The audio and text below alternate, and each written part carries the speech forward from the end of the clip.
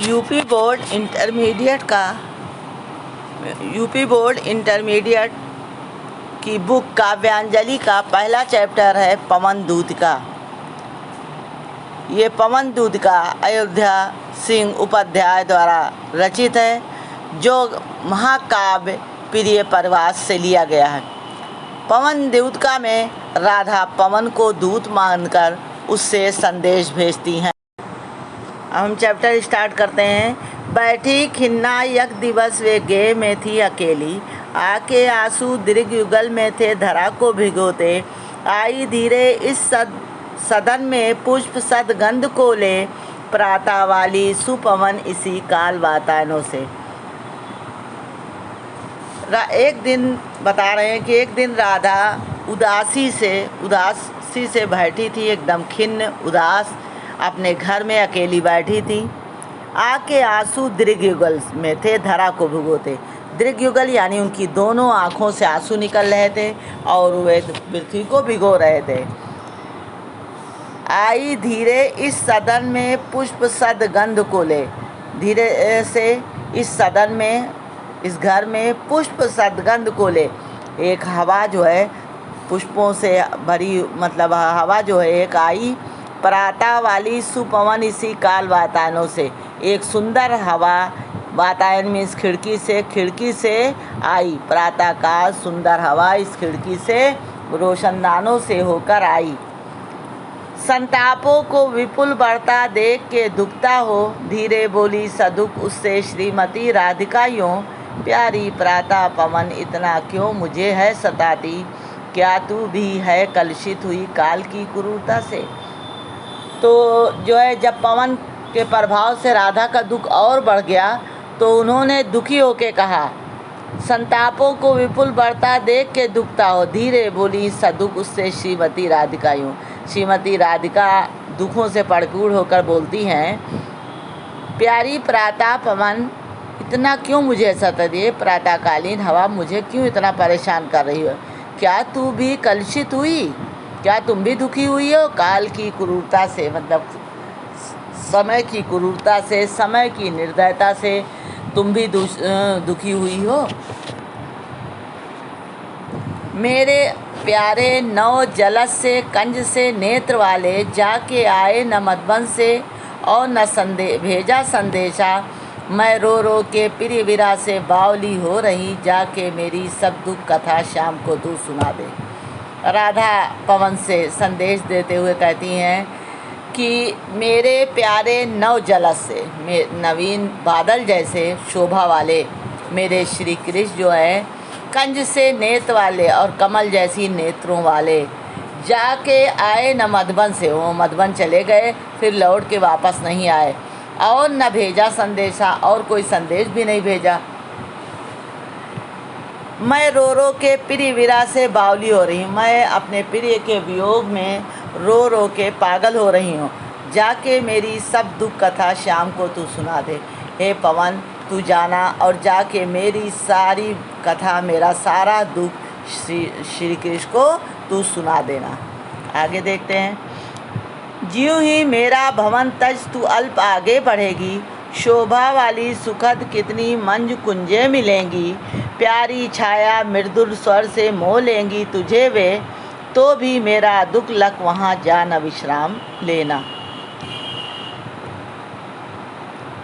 राधा कहती हैं कि पवन से कि ज्यों ही मेरा भवन तज तू आगे अल्प आगे बढ़ेगी, जैसे थोड़ा आगे बढ़ेगी मेरा घर छोड़ के, थोड़ा ही आगे बढ़ेगी, शोभा वाली सुखद कितनी मंज कुंजे मिलेंगी। तो जैसे तुम थोड़ा आगे बढ़ोगी उसमें पक्षियों का मधुर संगीत गूंजता हुआ तुम्हें जो है मिलेगा, प्यारी छाया मृदुल स्वर से मोह लेंगी तुझे वे, तो मृदुल स्वर से प्यारी छाया मिलेगी और वो उनके जो मृदुल स्वर होंगे वो तुझे मोह लेंगे, तो भी मेरा दुख लक वहाँ जा न विश्राम लेना। तो भी वहाँ जाकर तुम आराम न करना, तू वन में इधर उधर भ्रमण करना, किद मोहित होकर वहाँ रुक न जाना।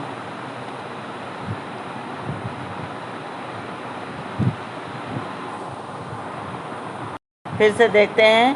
ज्यों ही मेरा भवन तज तू अल्प आगे बढ़ेगी। राधा पवन से कहती है जैसे मेरा घर छोड़कर तू आगे बढ़ेगी, तुझे अत्यंत सुंदर तथा सुखद कुंजें मिलेंगी। शोभा वाली सुखद कितनी मंज कुंजें मिलेंगी। जैसे मेरा घर छोड़कर थोड़ा ही आगे बढ़ेगी, तुम्हें शोभा वाली अत्यंत सुखद कुंजें मिलेंगी। प्यारी छाया मृदुल स्वर से मोह लेंगी तुझे। उनकी छाया बड़ी शीतल तथा आकर्षक है। तो भी मेरा दुख लग वहाँ जा न विश्राम लेना।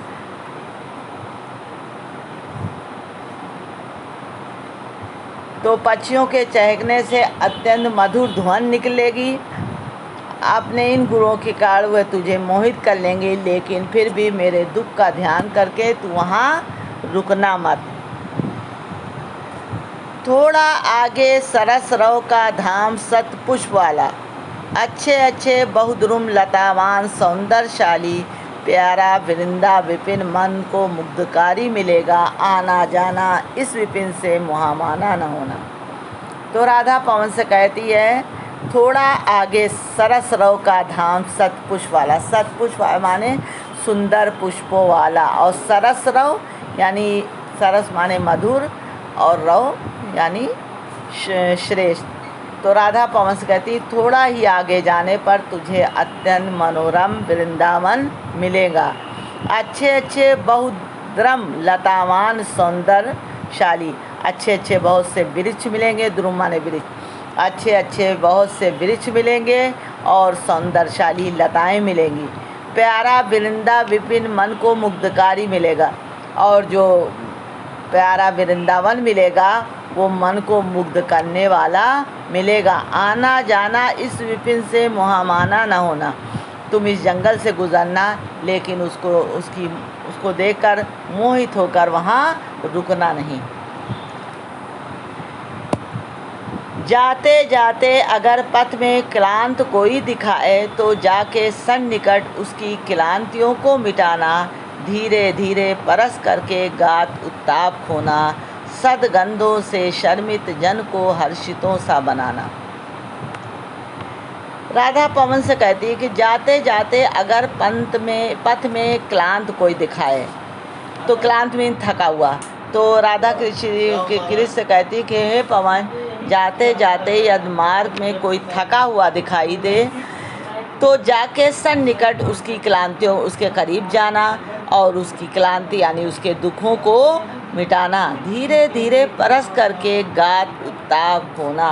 धीरे धीरे उसको स्पर्श करना और गात उत्ताप खोना। उत्ताप मीन्स गर्मी। उसके पास धीरे धीरे जाना और उसको स्पर्श करके उसकी गर्मी को दूर करना।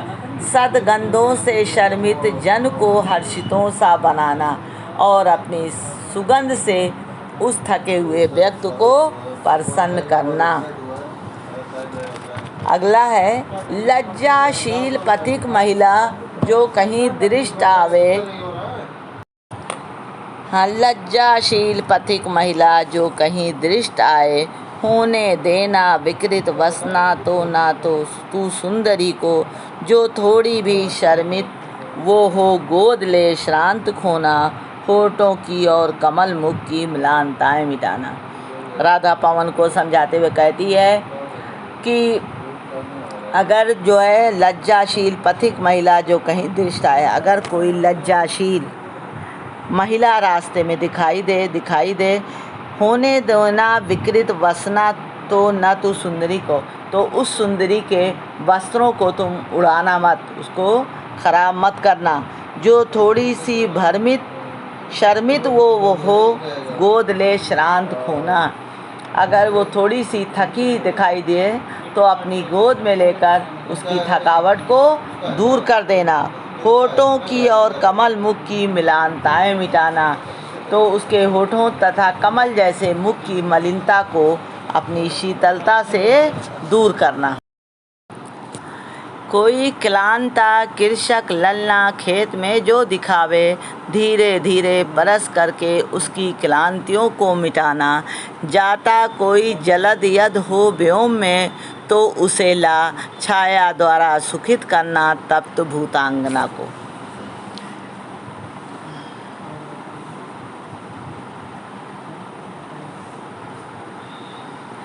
राधा को अपने दुख के साथ अन्य लोगों के दुख की भी चिंता है। वो राधा पवन से कहती हैं, कोई क्लांता कृषक ललना खेत में जो दिखावे। क्लांता मीन्स दुखी होता है, कृषक ललना स्त्री को कहते हैं। तो राधा पवन से समझाते हुए कहती हैं कि हे पवन, यदि मार्ग में तुम्हें कोई किसान स्त्री दिखाई दे, कोई क्लांता कृषक ललना खेत में कोई दे, यदि कोई दुखी स्त्री खेत में दिखाई दे, धीरे धीरे परस मीन्स स्पर्श करके, धीरे धीरे स्पर्श करके उसकी क्लांतियों को मिटाना। तुम धीरे धीरे स्पर्श करके उसकी संपूर्ण थकावट को दूर कर देना। जाता कोई जलद यज हो व्योम में, अगर आसमान में अगर कोई जो है मेघ खंड जा रहा हो, बादल जा रहा हो आकाश में, छाया द्वारा सुखित करना तप्त भूतांगना को, भूतांगना मीन्स स्त्री होता है, तो उसके ऊपर लाकर छाया कर देना, जिससे उस स्त्री को सुख मिले। अगला है, जाते जाते पहुँच मथुरा धाम में उत्सुकता हो, न्यारी शोभा वन नगरी की देखना मुग्ध होना, तू होवेगी चकित लग के मेर से मंदिरों को, आभा वाले कलश जिनके दूसरे अर्क से। जाते जाते पहुँच मथुरा धाम में उत्सुकता हो। जब तुम मथुरा, राधिका पवन दूतका से कहती हैं कि जब तुम जाओगी मथुरा में तो मथुरा नगरी पड़ेगी, तो वहाँ जाते जाते उसकी शोभा, न्यारी शोभा वन नगरी की देखना मुग्ध होना। तुम उसकी प्यारी शोभा को देखना मत भूलना। लेकिन जब तुम मथुरा नगरी पहुँच जाओगी और उसकी भव्यता देखोगी तो तुम्हारा मन उत्सुक होगा। उसको देखकर अपनी उत्सुकता को दबाना मत, उसको देखना, उस पर मुग्ध होना, मगर मुग्ध होना मत भूलना। तू जाते जाते पहुँच मथुरा धाम में उत्सुकता हो, न्यारी शोभा वन नगरी की देखना मुग्ध होना। तो कहती है राधा पवन से कहती है कि तेरे मार्ग में मथुरा नगरी पड़ेगी, तू जाते जाते उसकी शोभा देखना मत भूलना। लेकिन जब तू मथुरा नगरी पहुंच जाएगी तो वहाँ की विशालता, भव्यता स्वयं देखने के लिए उत्सुक बना देगी। तू अपनी उत्सुकता को दबाना मत, बल्कि उस सर्वोत्तम और मुग्धकारी शोभा को देखना और उसमें मुग्ध होना न भूलना। तू होवेगी चकित लग के मेर से मंदिरों को, मेर से मंदिरों को, मेर कहते हैं सुमेरु पर्वत को। तू होगी चकित लग के मेर से मंदिरों को, आभा वाले कलश जिनके दूसरे अर्क से, अर्क मीन्स सूर होता है, तो तुम सूर्य के समान चमकती आभा वाले कलशों से युक्त सुमेरु पर्वत जैसे विशाल पर्वत को देखोगी, तब तुम्हारे आश्चर्य का ठिकाना नहीं रहेगा। तू होवेगी चकित, तुम चकित हो जाओगी, लग के मेर से मंदिरों को, सुमेरु पर्वत जैसे विशाल पर्वतों को जब देखोगी और मंदिरों को, पर्वत जैसे विशाल मंदिरों को देखोगी, आभा वाले कलश जिनके दूसरे अर्क से हैं, तो आभा वाले कलशों से युक्त सुमेरु पर्वत जैसे विशाल और ऊंचे पर्वत को देखोगी, तब तुम्हारे आश्चर्य का ठिकाना नहीं रहेगा। आगे देखते हैं, देखे पूजा समय मथुरा मंदिरों मत जाना, नाना वाद्यों मधुर स्वन की मुग्धता को बढ़ाना, किवा लेके रुच तर के शब्दकारी फलों को धीरे धीरे मधुर रव से मुग्ध हो के बजाना।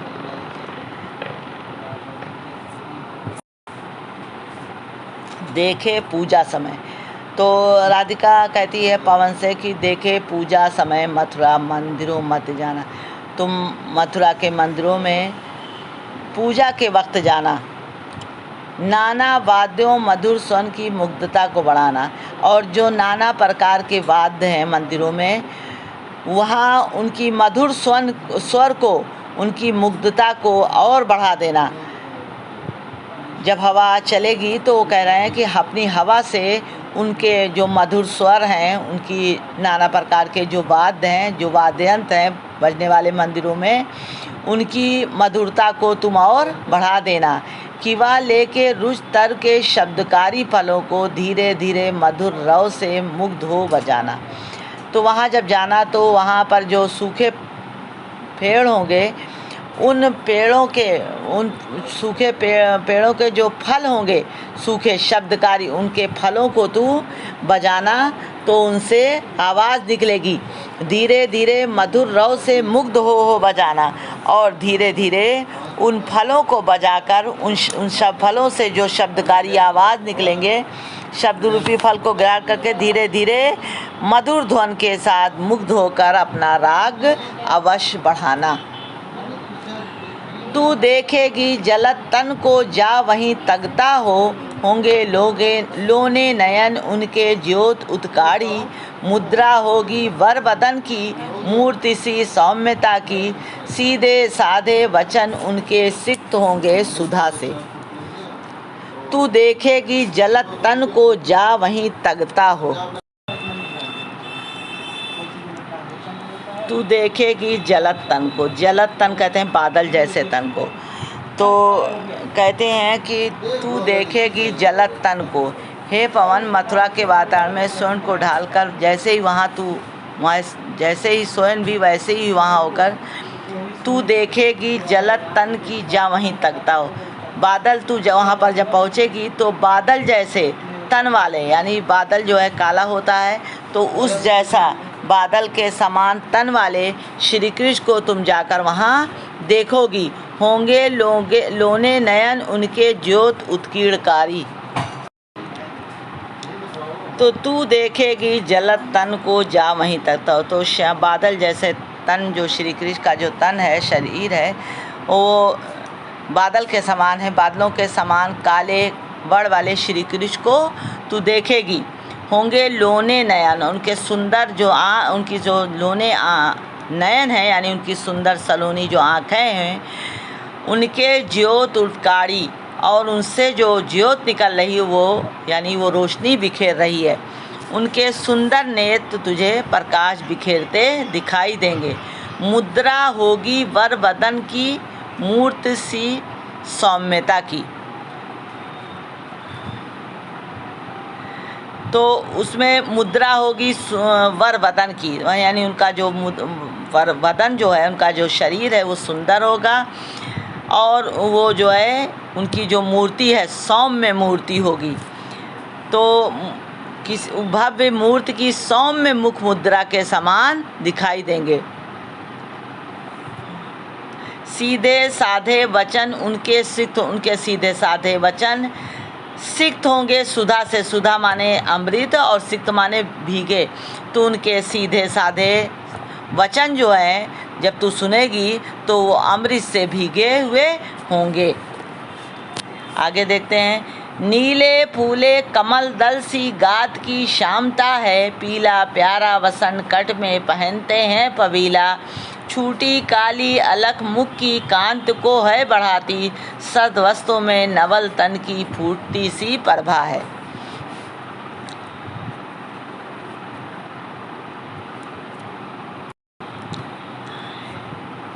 नीले फूले कमल दल सी गाद की श्यामलता है। जो नीला कमल का फूल है, उस कमल के फूल के नीले कमल, खिले कमल पुष्प के समान, समूह की श्यामलता के समान ही उनके शरीर की जो छवि है वो श्यामल है, यानी सांवली है।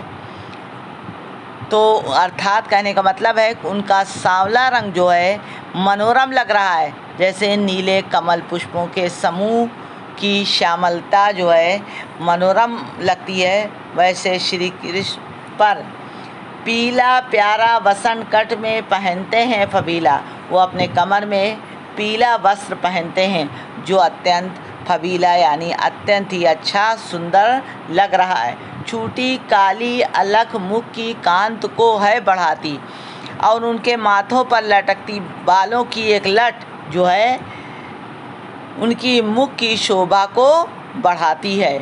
सद वस्त्रों से नवल तन की फूटती सी प्रभा है। उनके सुंदर वस्त्रों से उनके शरीर की कांति जो निकलती है, सद वस्त्रों में नवल तन की तो फूटती सी प्रभा है।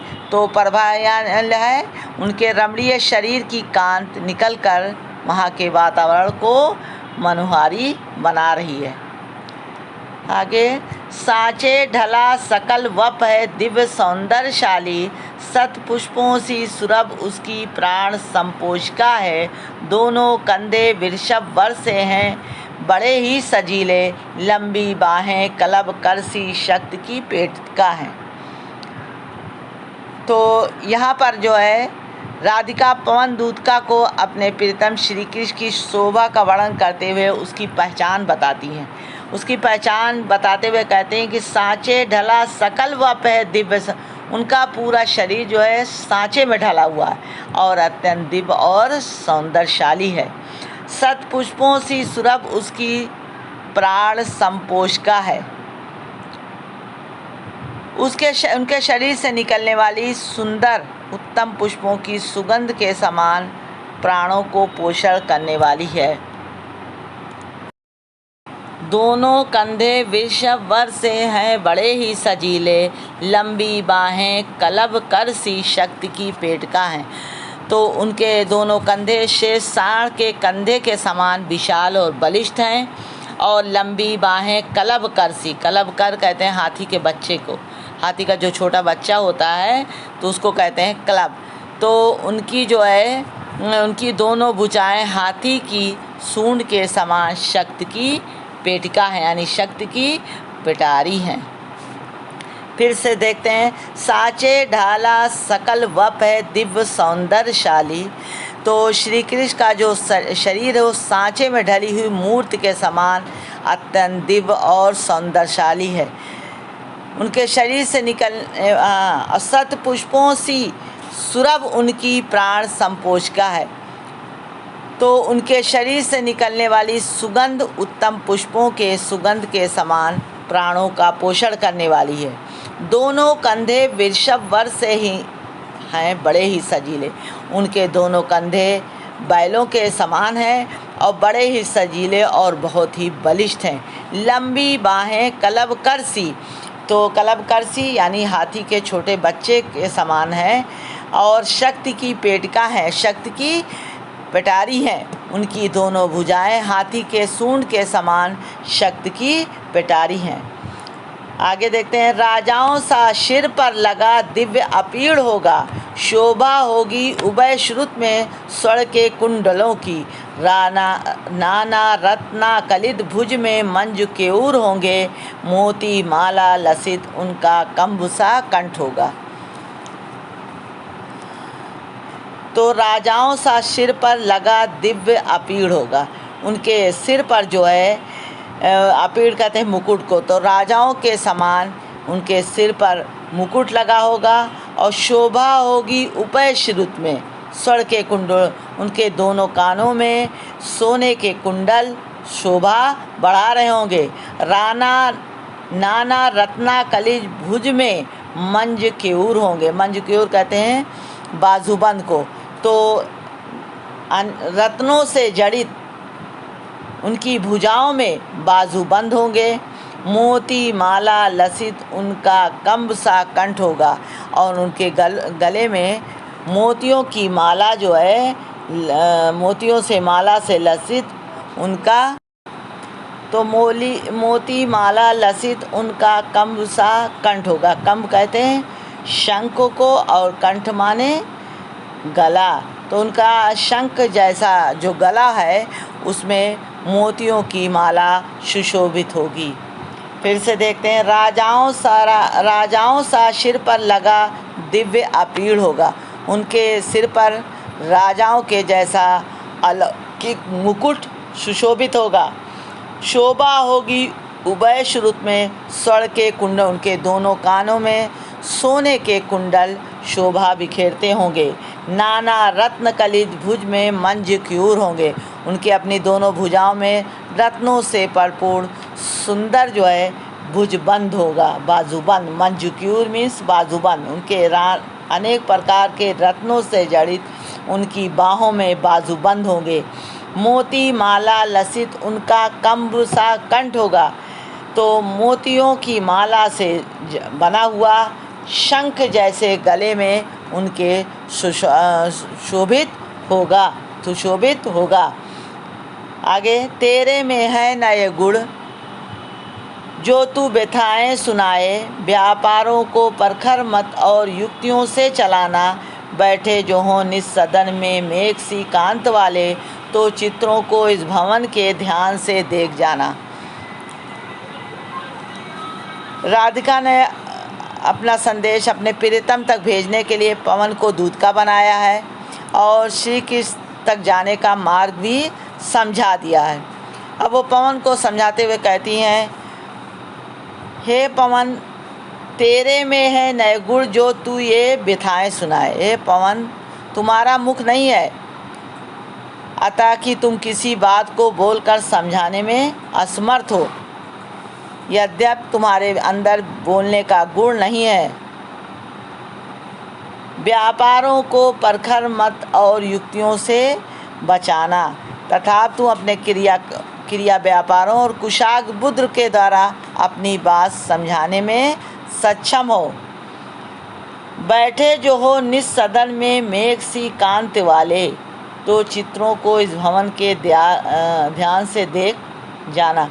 बैठे जो हो निस्सदन में मेघ सी कांत वाले, वो कह रही है, राधा कह रही है पवन से कि तुम जाना, अगर वो अपने सदन में अपने घर में बैठे होंगे मेघ सी कांत वाले यानी बादलों जैसी चमक वाले श्री कृष्ण अगर अपने घर में बैठे होंगे अपने कमरे में, तो चित्रों को इस भवन के ध्यान से देखना। तो इस कमरे में जो भी चित्र लगे हुए होंगे उस चित्र को तुम ध्यानपूर्वक देखना।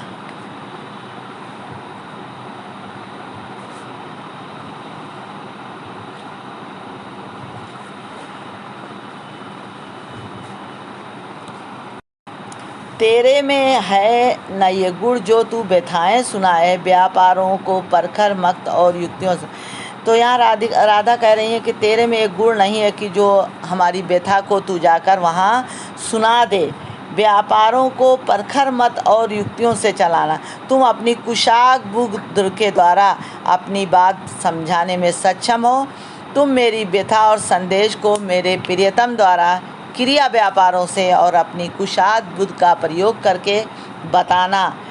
बैठे जो हों निस्सदन में मेघ सी कांत वाले, यद बादल की कांत के समान सुंदर वड़ वाले मेरे प्रियतम अपने घर में बैठे हों, तो चित्रों को इस बात भवन के ध्यान से देखना। तो तुम इस भवन के चित्रों को ध्यान से देखना, कुछ कहना नहीं, केवल उनके वहाँ लगे हुए चित्रों को ध्यान से।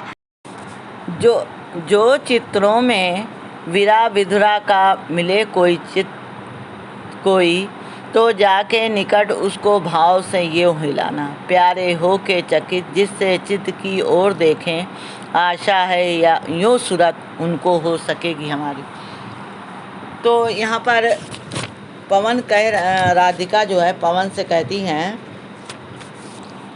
कि जब तुम वहाँ पहुँचना तो तुम चित्र जब देखना तो देखना कि उस चित्रों में कोई वीरा विधुर का अगर चित्र मिले, विरा से दुखी किसी स्त्री का अगर चित्र दिखाई दे तो जाके निकट उसको भाव से उसके करीब जाना और उस चित्र को तुम हिलाना, इस भाव से हिलाना कि प्यारे हो के चकित जिससे चित्त की ओर देखें, कि वो श्री कृष्ण मेरे प्यारे श्री कृष्ण उस चित्र की ओर देखें।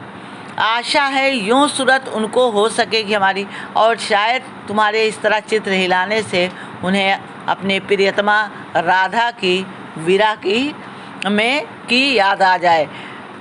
उन्हें याद मेरी अवश्य आएगी कि मेरी प्रियतमा राधा भी मेरे विरह में इसी प्रकार व्यथित होगी। जो कोई भी इस सदन में चित्त उद्यान का हो प्राणी विपुल उसमें घूमते बावले से, तो जाके सन्निकट उसके और हिला के उसे भी देवात्मा को सुरत ब्रज के व्याकुलों की कराना।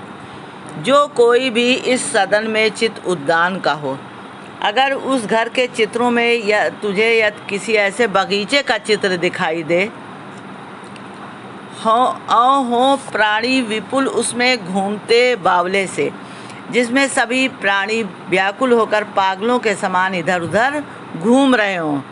तब वो जाके सन्निकट उसके और हिला के उसे, तब उसके करीब जाकर उसको हिलाना, देवात्मा को सूरत ब्रज के व्याकुलों की कराना। और इस प्रकार तू देवात्मा कृष्ण को उनके विरह में व्याकुल ब्रज के प्राणियों की याद दिलाना।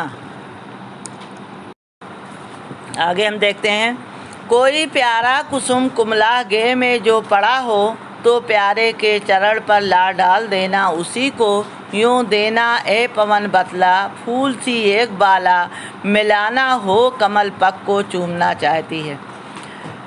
यहाँ पर जो है राधा जो है पवन को समझाती हुई कहती हैं कि तुम आगे बढ़ना और देखना कि कोई प्यारा कुसुम कुमला गे में, अगर कोई प्यारा फूल कुमलाया हुआ घर में पड़ा हो तो प्यारे के चरण पर ला डाल देना उसी को, तो उसको लाके प्यारे के चरणों में डाल देना। और यूँ देना ए पवन बतला, ए पवन ए हवा तू बतला देना, फूल सी एक बाला कि फूल सी एक बाला, मिलाना हो कमल पक को चूमना चाहती। इसी फूल की तरह जिस प्रकार ये फूल जो है मुरझाया हुआ है, इसी तरह एक बाला परेशान मलिन होकर कमल जैसे श्री कृष्ण के पैरों को चूमना चाहती। जो प्यारे मंज उपवन या वाटिका में खड़े हों, छिद्रों में जा क्वड़ित करना वेड़ या कीचकों को, यूँ होवेगी सूरत उनको सर्व गोपांगना की, जो है बंशी षड़वर रुस से दीर उत्कंठ होती। तो यहाँ पर राधा जो है पवन से कहती है, हे पवन, यद हमारे प्रियतम जो प्यारे मंज उपवन या वाटिका में खड़े हों, हमारे प्यारे श्री कृष्ण अगर किसी बगीचे में खड़े हों, छिद्रों में जा क्वड़ित करना वेड़ या कीचकों को, तो अगर वो बगीचे में खड़े हों तो बाँसों के छेदों में जाकर उन्हें बांसुरी के समान बजाना, यो होवेगी सूरत उनको सर्व गोपांगना की। इस प्रकार उन्हें सारी गोपियों की याद आएगी, जो है बंशी षड़वर रुस से धीर उत्कंठ होती, जो प्रिय की बंसी सुनने की बहुत इच्छा करते हैं और व्याकुल होते हैं। ला के फूले कमल दल को श्याम के सामने ही, थोड़ा थोड़ा विपुल जग में व्यग्र हो के डुबाना, यूँ देना ए भगनी जतला एक अम्बोज नेत्रा, आँखों को ही विरा विधुरा वार में बोरती। ला के फूले कमल दल को श्याम के ही सामने, ए पवन प्रिय के सामने एक खिले हुए कमल पत्र को लाकर थोड़ा थोड़ा विपुल जल में व्यग्र हो डुबाना, तो लाकर व्याकुलता के साथ थोड़ा थोड़ा जल में डुबाना, यूँ देना ए भगनी जतना एक अम्भोज नेत्रा। तो इस प्रकार जो है उन्हें बतला देना कि कमल जैसे नेत्रों वाली राधा आँखों को ही विरा विधरा वार में बोरती है। कमल जैसे नेत्रों वाली राधा आपकी वियोग में दुखी होकर अपने आँखों को इसी तरह जो है अश्रुपूरित रखती है। धीरे लाना वहन करके नीप का पुष्प कोई, और प्यारे के चपल दृग के सामने डाल देना, ऐसा देना प्रकट दिखला नित आशंकिता हो, कैसी होती है विरावश मैं नित रोमांचिता हूँ। धीरे लाना वहन करके नीप का पुष्प कोई, हे पवन तू धीरे से कदम का कोई पुष्प उठा के लाना और प्यारे के चपल दृग के सामने डाल देना, और मेरे प्राण प्यारे के चंचल नेत्रों के सामने डाल देना, ऐसा देना प्रकट दिखला नित आशंकिता हो, और उन्हें ये बात भली प्रकार समझा देना, कैसी होती है विरावश में नित रोमांचिता हो। उन्हें ये बता देना कि किस प्रकार विरा से वशीभूत होकर डरी सहमी रहती हों और हमेशा मिलने के लिए पुनर्मिलन की कल्पना से कदम के पुष्प के समान रोमांचित होती रहती हूँ। बैठ नीचे जिस विटप के श्याम होवे उसी का, कोई पत्ता निकट उसके नेत्र के ले हिलाना, यूँ प्यारे को विदित करना चातुरी से दिखाना, मेरे चिंता विजित चित्त का क्लांत हो काँप जाना। बैठ नीचे जिस विटप के श्याम होवे उसी का, कोई पत्ता निकट उसके नेत्र के ले हिलाना, कि मेरे प्राण प्रिय श्याम जिस वृक्ष के नीचे बैठे हों उसी वृक्ष का कोई पत्ता उनके नेत्रों के पास लाकर हिलाना, यूँ प्यारे को विदित करना चातुरी से दिखाना। इस प्रकार तुम मेरे प्यारे को अपनी चतुराई से विदित करा सकती हो, बता सकती हो, मेरे चिंता विजित चित्त का क्लांत हो काँप जाना, कि किस प्रकार चिंता ने मेरे हृदय को जीतकर उसे थका दिया है। और ये बताना कि मेरा हृदय जो है पत्ते की भांति कांपता रहता है। फिर से देखते हैं। बैठ नीचे जिस विटप के श्याम होवे उसी का, कोई पत्ता निकट उसके, जिस पेड़ के नीचे श्री कृष्ण बैठे हों कोई पत्ता निकट उसके नेत्र के ले आना हिलाना, उसी के नीचे का कोई पत्ता लाकर उनके नेत्र के सामने हिलाना, और यूँ प्यारे को विदित करना चातुरी से दिखाना। इस प्रकार प्यारे को चतुराई से जानकारी करा देना कि मेरे चिंता विजित चित्त का क्लांत हो काँप जाना, कि इसी प्रकार मेरा हृदय जो है चिंता से पत्ते की भांति काँपता रहता है।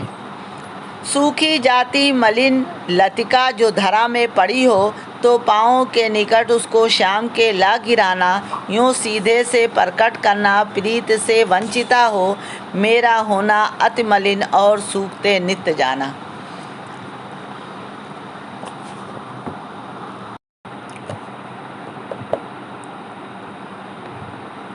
राधा कहती है कि हे पवन, सूखी जाती मलिन लतिका जो धरी, हे पवन यदि सूखी मलिन कोई लता पृथ्वी पर पड़ी हो तो पाँवों के निकट उसको शाम के पाँवों के निकट लाके गिरा देना, यूँ सीधे से प्रकट करना प्रीत से वंचिता हो तो, और उन्हें ये स्पष्ट रूप से बता देना कि प्रीत से वंचित होने पर मेरा होना अति मलिन और सूखते नित्य जाना। इस प्रकार स्पष्ट रूप से बता देना कि प्रेम से रहित होकर मैं किस प्रकार नित्य प्रत सूखती जा रही हूँ। कोई पत्ता नवल तरु का पीत जो हो रहा हो तो प्यारे के दीर्घ युगल के सामने ला उसे ही धीरे धीरे संभल रखना और उन्हें यूँ बताना, पीला होना प्रबल दुख से प्रोषिता सा हमारा। कोई पत्ता नवल तर का पीत जो हो रहा हो, अगर कोई पत्ता नए पेड़ का कोई पत्ता सूख रहा हो, राधा जो है पवन से कह रही हैं कि अगर कोई नए पेड़ का कोई पत्ता सूख रहा हो तो प्यारे के दीर्घ युगल के सामने ला, तो उसे प्यारे श्री कृष्ण की आँखों के सामने लाकर डाल देना और धीरे धीरे संभल रखना और उन्हें यूँ बताना, उनके आँखों के सामने धीरे धीरे उसे रख देना और उन्हें ये बताना, पीला होना प्रबल दुख से पुरोषता सा हमारा। और उन्हें उसी प्रकार राधा जो है उन्हें श्री कृष्ण हवा से राधा ये कह रही हैं कि श्री कृष्ण को बताना कि राधा भी प्रोषित पतिका नायिका के समान पीली होती जा रही है। यूँ प्यारे को विदित करके सर मेरी व्यथाएं धीरे धीरे वहन करके पाँव की धूल लाना, थोड़ी सी चरण रज जो ला न देगी हमें तू, हाँ कैसे तो व्यथित चित्त को बोध मैं दे सकूँगी। तो यहाँ पर जो है राधा जो है पवन से कहती हैं कि यूँ प्यारे को विदित करके सर मेरी व्यथाएं, मतलब जितनी परेशानियाँ जितनी व्यथाएं मैंने बताई है उन व्यथाओं को जाके सारी व्यथाओं को प्रियतम कृष्ण के सम्मुख व्यक्त कर देना। धीरे धीरे वहन करके पाँव की धूल लाना। और मेरी सारी व्यथाएं व्यक्त करके जब तू वापस आने लगे तो एक कार्य करना कि धीरे से उनके पैर की धूल ले आना। धीरे धीरे वहन करके पाँव की धूल लाना। थोड़ी सी चरण रज जो ला न देगी हमें तू, करी थोड़ी सी पैर की धूल लाना और यह तू उसकी इनके चरणों की थोड़ी सी धूल ला के दे देगी। हाँ कैसे तो व्यथित चित्त को बोध मैं दे सकूँगी, तो मैं उसे अपने माथे पर चढ़ाकर अपने दुखी मन को समझाकर धैर्य बांध लूँगी। पूरी होवे न यद तुझसे अन्य बातें हमारी, तो तू मेरी विनय इतनी मान ले और चली जा। छू के प्यारे कमल पग को प्यार के साथ आजा, जी जाऊंगी हृदय तल में मैं तुझी को लगा के। अंत में राधा जो कहती हैं कि यदि हमने जितनी चीज़ें बताई हैं, इतनी तो सारी बातें अगर तुमसे पूरी न हो पाएँ, पूरी होवें न यद तुझसे अन्य बातें हमारी, ये सारी बातें तुमसे पूरी ना हो, तो तुम मेरी विनय इतनी मान ले और चली जा, मेरी इतनी विनती मान ले और चली जा। छू के प्यारे कमल पग को, हमारे प्यारे श्री कृष्ण के कमल जैसे पैरों को छू के आ जा, जी जाऊंगी हृदय तल में मैं तुझी को लगा के। और तुम छू के आ जाना तो उसी को मैं अपने पैर हृदय में लगाकर उसी से मैं जी लूँगी। इस पवन दूतिका में राधा श्री कृष्ण के प्रेम में व्याकुल होते हुए हवा के द्वारा संदेश देती हैं और उनको हवा के द्वारा संदेश देकर हवा को एक दूत मानती हैं और दूत मानकर उसको अपना सारा संदेश देती हैं और अपनी सच्ची और प्रेम भावना की सफल अभिव्यक्ति उन्होंने की है।